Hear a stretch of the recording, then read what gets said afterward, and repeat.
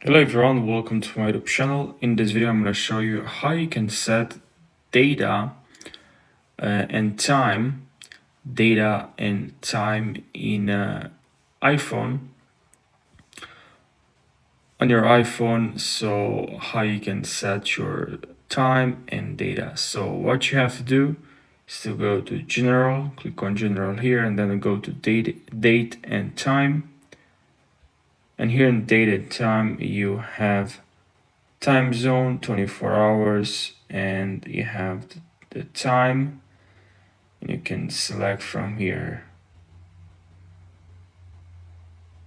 as you can see, or you can set automatically. So I really hope you found this short video helpful.